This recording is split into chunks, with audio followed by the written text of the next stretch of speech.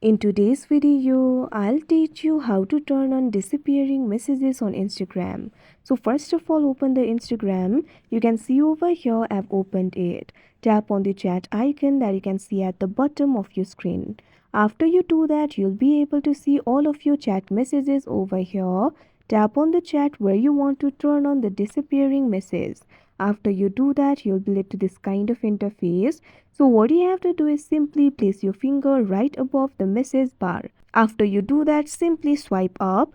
Now you can see over here the disappearing messages has been turned on. That means if you send the message, it will be disappeared after they see them. You'll also be able to change the time period for disappearing messages. For that, what you can do is simply tap on the change option that you can see on the screen.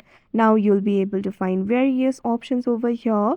You can see the option for once they are sent, 24 hours, 7 days. Simply tap on the time period of your choice. Now the time period has been changed. So like this, you'll be able to do it. So that is how you turn on disappearing messages on Instagram. I hope you found this video helpful. Thank you for watching.